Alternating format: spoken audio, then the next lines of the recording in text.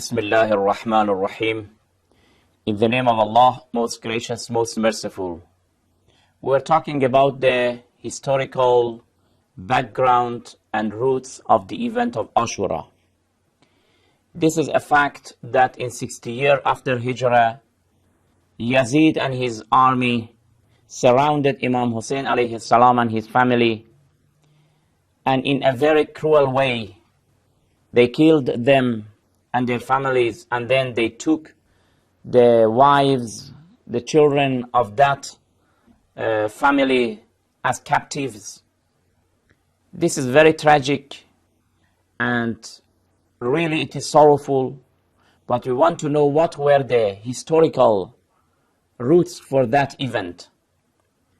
It is not true to say that just when Imam Hussein alayhi salam did not accept the leadership of Yazid, the ruling of Yazid, and did not pay allegiance with Yazid, then Yazid began to fight against Imam Hussein and killed him. No.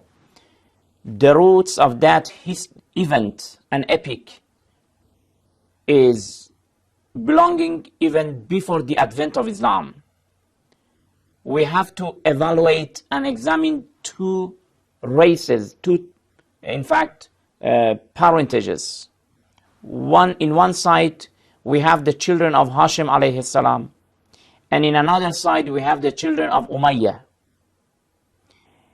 These two, from the time of Hashim, the grandfather of Prophet Muhammad sallallahu alaihi wasallam, that enmity and hostility existed between them.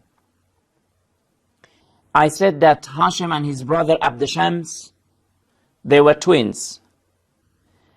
Especially the son of Abd Shams, whose name was Umayyah, was envying his uncle Hashim, because he saw his uncle was very respected in Mecca.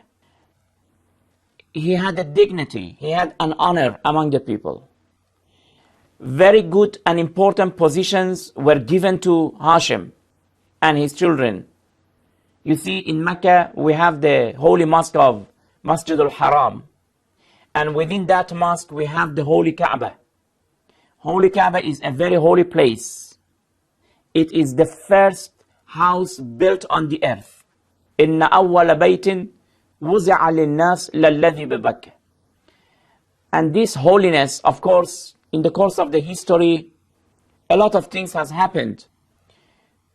But always, those who were very dignified in the community, they were the guardians of that holy Kaaba. They were in authority of the affairs of the pilgrims. To feed the pilgrim, to give shelter to them, to water them.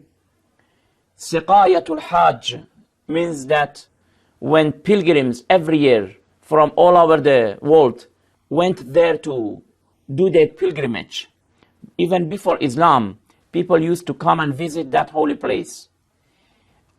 In all these parts of the history, we see Hashim and his children, who were the guardians of Masjid al-Haram and the holy Kaaba. The key of the gate of Kaaba was in their hand. The responsibility of taking care of the pilgrims was given to Bani Hashim. This is why that the Umayyads were envying them, and they were jealous. They could not tolerate to see that they are dignified. Especially Umayyah, when he could not tolerate, finally he came to his uncle Hashim and said that, let's go to a Druid, Al-Kahin, to a Druid, to see what does he judge about us. Which of us are more respected, more dignified? Hashim, his uncle, said that I will agree with you to go, but it has two conditions. First, if I am given the right, then you have to slaughter 100 camels in the time of Hajj. Secondly, for 10 years, you must go out of Mecca and live there. Because Hashim saw that this boy is not leaving him, always talking against him, backbiting him, accusing him out of jealousy. He accepted, he agreed. They went to a Druid. As soon as they entered to the man, the Druid began praising Hashim, talking good about him, dignifying him, because he could see on the face and on the forehead of Hashim what will happen in the future. Because Prophet Muhammad sallallahu alaihi wasallam was one of his grandsons. The generation of Hashim is not comparable with the children of Umayyah. When Umayyah saw that his uncle is given this respect and dignity, he had to accept the conditions. Then he left Mecca for 10 years and he went to Damascus. In those days, Damascus was called Asham. He went there to live there. And don't forget that from that time, that area, that region, Asham, Damascus, little by little, they will accustomed by this generation, by the Umayyads. And that is the, in fact, main center for their ruling. Anyway, out of jealousy, you see that what happened.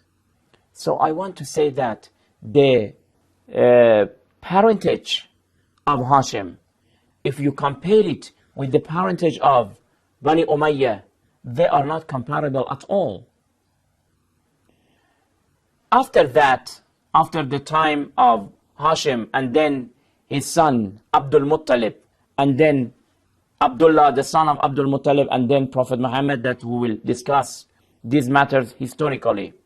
Brothers and sisters, because of the limited time of the programs, we can't discuss the details, but I will give you two references that if you want to do more researches, you can refer to these very authentic references. First of all, Tarikh al-Tabari. Tarikh al-Tabari, the history of a history book written by Muhammad ibn Jarir al-Tabari, is very authentic among the Sunni world, volume 2, page 13. And also the book of Al-Kamil, another historian book by Ibn Athir, volume 2, page 16. At least these two references will help you a lot. I will give more references, inshallah, in other programs. From now, we will discuss what were the advantages and privileges of Hashim and his generation, and how characteristics, what type of features the Umayyads they had. We will continue in next program. Until then, thank you very much. Wassalamu alaikum wa rahmatullahi wa barakatuh.